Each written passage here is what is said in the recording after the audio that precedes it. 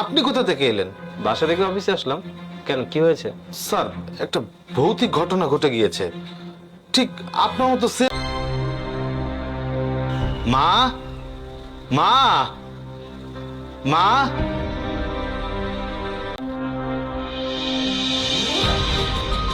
মা, এই লোকটাকে? ভাইয়া, ওনাকে রাস্তায় আহত। স্যার,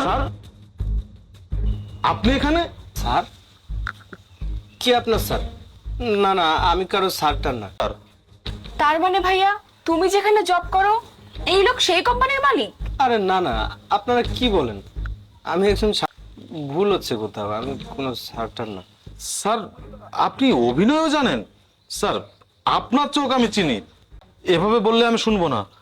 আমি তো দেখতেই পাচ্ছি আপনার কপালের দাগটা স্পষ্ট, আর আপনার ডান হাতে ছোট একটা কাটা দাগ আছে। আমি সত্যি কিছু মনে করতে পারছি না। ভাইয়া, উনি যেহেতু কিছু মনে করতে পারছেই না, তাহলে বাদ দাও না। আর তাছাড়া তুমি কাল আমার কেউ নেই, আমি শুধু বাঁচার জন্য আপনাদের বাড়িতে ঠাঁই নিয়েছি। আমার কোথাও যাওয়ারও জায়গা নেই। মা, ঘর এ ওসমান, বড় স্যার কোথায় রে? স্যার তো 3 মাস ধরে অফিসে আসেন না, কিছু জানেন? আচ্ছা ঠিক আছে, তুমি যাও, আমি দেখছি। ঠিক আছে স্যার। কিন্তু আপনি কোথা থেকে এলেন? আপনার কথা শুনে মনে হচ্ছে আমাকে এভাবে কখনো দেখেননি। বাসা থেকে অফিসে আসলাম। কেন, কি হয়েছে? স্যার, একটা কি হবে? আপনার দেখার মধ্যে হয়তো কোথাও ভুল আছে। না না স্যার, আমার দেখায় কোনো ভুল নেই। আমার বাড়ির ওই ছেলেটা আর আপনার সাথে স্যার কোনো পার্থক্য নেই। আচ্ছা, এসব পরে দেখা যাবে। এখন বলুন, বিদেশ সফর কেমন কাটলো? স্যার, আমি পরে আপনাকে সবকিছু খুলে বলবো। স্যার, কতদিন পরে অফিসে আসলাম, এখনই আবার খুলনাতে যেতে হবে? আচ্ছা ঠিক আছে স্যার, আমি যাচ্ছি। থাক থাক, উঠতে হবে না, বসো। ভাই, আমি অফিসের কাছে 3টা মাস বাইরে ছিলাম। আমি বাড়িতে এসে জানতে পেরেছি তুমি আমার পরিবারটাকে, মা আমাকে বলেছে ডাক্তারের ভাষ্যমতে তুমি আর কিছুদিনের মধ্যে সুস্থ হয়ে যাবে। মিলন, আমার মা আর আমার বোন মিথিলের মতামতের উপর ভিত্তি করে হয়ে তোমাকে ভালোবেসে ফেলেছে। তাই আমি আমার পরিবারের অনুমতি নিয়ে আমার বোনের সাথে তোমার বিয়েটা দিতে চাচ্ছি। এখন তুমি যদি রাজি থাকো তাহলে পারিবারিকভাবে। মিলন, চাইলে যে কোনো কিছু করা যায়, কিন্তু ভবিষ্যতের ভাবনা ভাবাটাই জ্ঞানীর কাজ। আচ্ছা, তুমি কি অতীতের কোনো কথা? সবকিছু পরিবর্তন হয়ে যাবে, আর আমি এমন কোনো কাজ করব না যাতে আপনাদের মান সম্মান নষ্ট হয়। দেখো ভাই, আমার বড় বন্ধুটাকে নিয়ে আমি অনেক চিন্তায় থাকি। তাছাড়া শুধুমাত্র মিথিলার কারণে কিন্তু তোমার সাথে ওকে বিয়ে দিচ্ছি। মালিকের উপরে ভরসা করে আপনার বোনের হাতটা আমার হাতে তুলে দিতে পারি।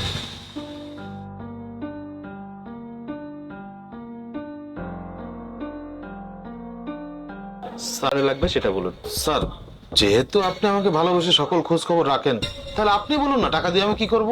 শুক্রবার আপনার মেজবান মিথিল কিন্তু নয়, যত টাকা খরচ হয় কোম্পানির অ্যাকাউন্ট থেকে নিয়ে নেবেন। আর অবাক হওয়ার কিছু নেই, গত রাতে আপনার মা আমাকে ফোন দিয়ে সবকিছু বলেছে। ও হ্যাঁ, আপনি চলে যাবেন আমাদের বাড়িতে? অবশ্য দাওয়াত না পেলেও চলে যেতাম, আমার একটা দায়িত্ব আছে বলে কথা। জি স্যার। এনিওয়ে, টাইম স্পেন্ড না করে। Hey, ছোট লোক, what is the price of this potato? What mamma, তুমি এগুলো কি বলছো? হ্যাঁ, তোমাকে আমি কতবার রাস্তাঘাটের ছোট লোকের কাছে এসে তুমি ইংলিশে তুমি আলুর দাম জিজ্ঞেস করছো? ভেরি ব্যাড মাম্মা, প্লিজ এভাবে আর করবে না, কেমন? তোর কত বড় সাহস? হ্যাঁ, আমি আর আমার মেয়ে এখানে কথা বলছি, তুই মাঝখানে কথা বলছিস? হ্যাঁ, আর কি ভাবছিস? হ্যাঁ, বিক্রি করে না, তাদেরকে আমার খুব ভালো করে চেনা আছে, বুঝতে পারলি? আসছে চান্স নেওয়ার জন্য। আর একটা কথা, হ্যাঁ, তোর সাহস কি করে হলো? কি বলি মামনি? এই খবরদার, আর একবার যদি মামনি বলছিস তোর খবর আছে। কি ডাকবি? ম্যাম বলে ডাকবি। যে জিনিসটা ওর কাছ থেকে কিনতে চাচ্ছিলে, মানে ইংলিশে দাম জিজ্ঞেস করছিলে, তুমি ওইটা বাংলা জিজ্ঞেস করো। Okay, mom. I'll be ready. হা করে কি দেখছিস? হ্যাঁ, এখন তো বুঝতে পারছিস যে বাংলায় জিজ্ঞেস করা হয়েছে যে এই আলুর কেজি কত। এই যে বইয়ের পাতাটা উল্টে দেখে না, হ্যাঁ, তার নাকি বাংলাও ঠিকঠাক মতো বুঝে না। ইস রে, খুব খারাপ লাগে রে। করতে না পারলি ভালো কোনো জব করতে, না পারলি জীবনে কিছু করতে। কি করছিস? এখানে বসে বসে আলু বিক্রি করছিস। এনিও কি বলে পটেটো। ওকে, এই আলুর কেজি কত বল, আলু কিনবো। ম্যাডাম, বুঝলাম না, আপনারা আমার লগে এমন কথা কইতেছেন কেন? সবজি বিক্রেতা দেখছি, কিন্তু তোর মতো এরকম চটং চটং ফটং ফটং করা সবজি হলো তো আমি জীবনে দেখি নাই। হ্যাঁ, মানে বুঝলাম না যে আমার এত সাহস কি করে হলো আবার আমার মুখে মুখে তর্ক করার? হ্যাঁ, আমি তোকে আলুর দাম জিজ্ঞেস করছি, তুই আলুর দাম বলবি, আমি আলু নিয়ে চলে যাব। আরে তোদের মতো ফকিনি, তোদের মতো অশিক্ষিত গিয়েও খ্যাত ভূতকে না আমি খুব ভালো করেছি, রাবিশ জানি কোথাকার।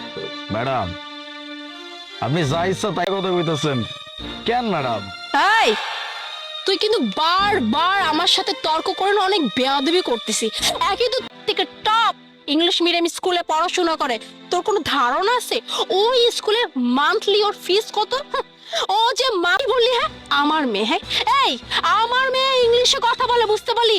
আমার মেয়ে খেতে গেলে ইংলিশে কথা বলে, পড়তে গেলে ইংলিশে কথা না। আমার মেয়ে তো আর জানে না, বেচারা বাচ্চা, ও তো বুঝতে পারে না যে তোদের মতো ছোট লোকের আবার ইংলিশ বুঝে না। আর শোন নিহাতি, আমি এখানে আলু নিয়ে বসছি, ভাবলাম তোর কাছ থেকে আলু কিনে নিয়ে যাই, তার বিনিময়ে তোর একটু হেল্প হবে। কিন্তু বাবারে বাবা, তোর যে ভাব দেখে মনে হচ্ছে না জানি। I have been listening to you for a while. Just because of in English doesn't make you superior.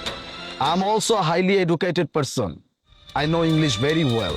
Even এতই যদি শিক্ষিত হতেন তাহলে খুব ভালো করে এটা জানতেন যে একটা মানুষের সাথে কিভাবে কথা বলতে হয়। হ্যাঁ, হইতে পারে আমি একজন বলা যাবে না, আমার সাথে খারাপ আচরণ করতে হবে, আমাকে যা ইচ্ছা তাই বলে অপমান করতে হবে।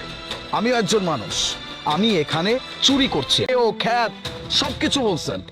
আপনি যা যা বলছেন আপনার মেয়েকেও ঠিক একই শিক্ষাই দিচ্ছেন আপনি। এই যে মেয়েটা আপনার কাছ থেকে শিক্ষা দিতে পারেন নাই, কি যেন বললেন?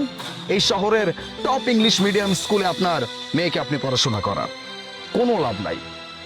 স্কুল থেকে শেখে না, তার পরিবার থেকে শেখে।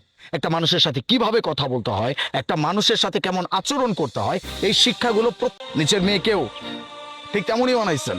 আমারও না একটা মেয়ে আছে, ছোট্ট মেয়ে, ইংলিশ মিডিয়াম স্কুলে পড়ে না, বাট অনেক সুন্দর ইংলিশ আপনাদের মতো মানুষেরা দিতে পারে না। নিজেকে নিয়ে না অনেক গর্ববোধ হচ্ছে আজকে আমার, যে আমি অন্তত গরিব মানুষ হইলেও আমার বাচ্চাকে সঠিক শিক্ষা দিতে পারি। তো ভালো ইংলিশে কথা বলতে পারেন, আই মিন আপনিও খুব ভালো ইংলিশ জানেন। আসলে হয়তো বা ক্লাস 1-2 পর্যন্ত, তাই আর কি আপনার সাথে এরকমটা ব্যবহার করে ফেলেছি, যেটা আসলে আমার একদমই উচিত হয় নাই। আসলে কি এরকম বা মানুষের মধ্যে কি আছে সেটা আসলে আমরা বোঝার জন্য সময় দেই না। I am really sorry. আমার মেয়ের তো সরি রাখেন আপনাদের নিজেদের পকেটে, এই সরি আমার লাগবে না।